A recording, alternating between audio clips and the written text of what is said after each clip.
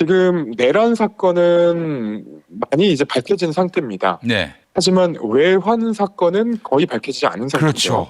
예. 경찰이 수사를 전혀 하지 않았다고 하죠. 네. 제가 이제 의심을 하고 있는 것 중에 하나는 비상계엄이 터지기 거의 한 10일쯤 전에 정보사의 국군 정보사의 요원들이 네. 몽골에 가서 북한과 접촉하려다가 이 북한 그 몽골 정보기관에 체포가 됩니다. 예.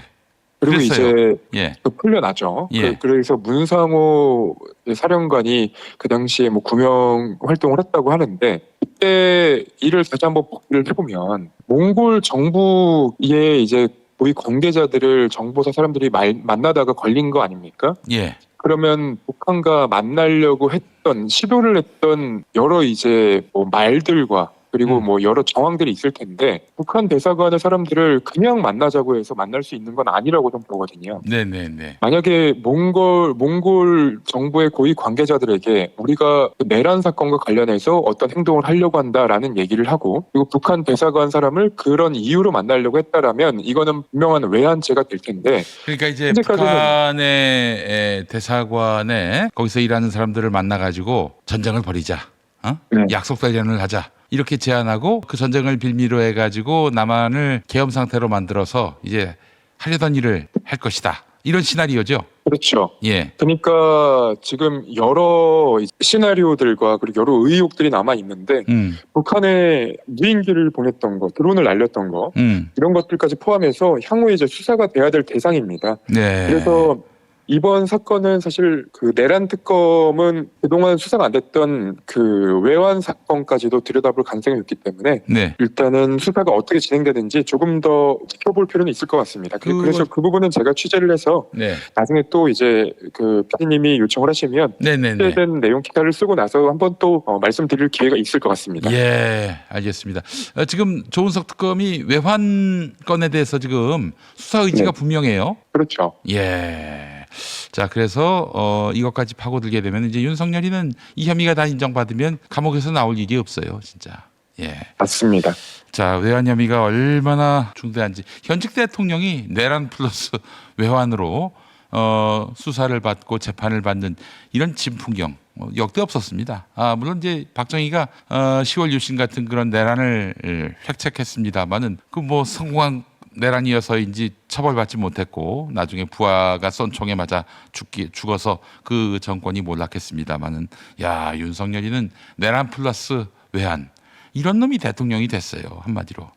자 김건희 수사의 미래는 어떻게 보십니까? 지금 민중기 특검의 의지가 분명한지 이것도 궁금하고요. 이 도이치모터스 사건과 관련해서는 네. 여러 이제 증거와 수사가 진행된 상태입니다. 네.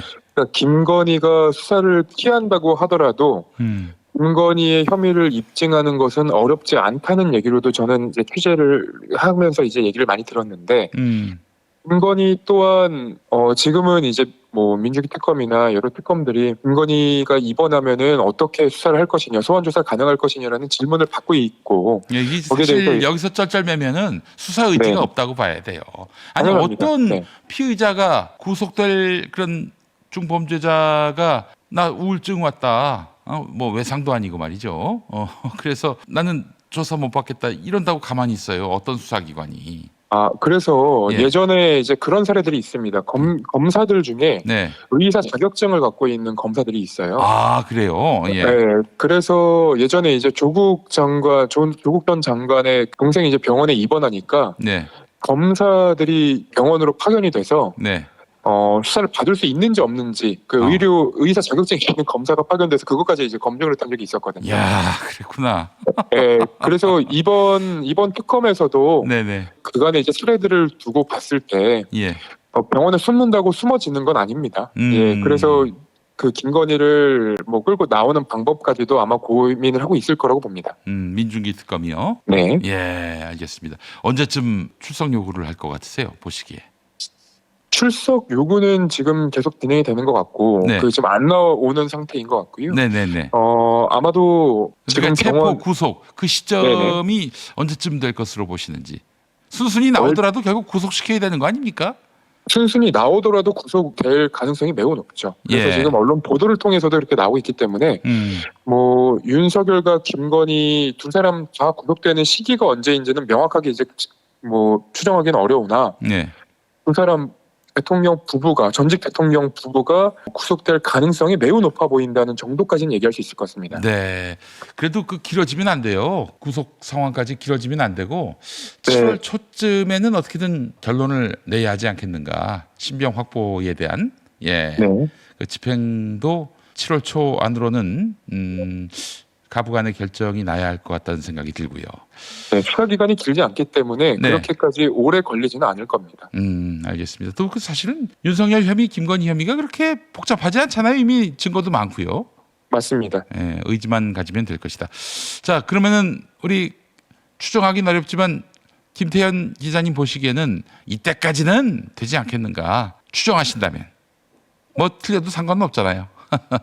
7월 중순까지는 안 갈 겁니다. 왜냐하면 수사 기간이 연장을 하면은 이제 5개월, 6개월이 되겠지만 기본적으로는 그렇게 길지 않기 때문에 수사를 빨리 진행을 하기 위해서는 지금 당장이라도 그 체포를 해야 되고 구속을 해야 되는 그런 상황입니다. 그래서 저는 7월 중순으로 안 넘을 것 같다는 생각을 하고 있습니다. 예, 알겠습니다.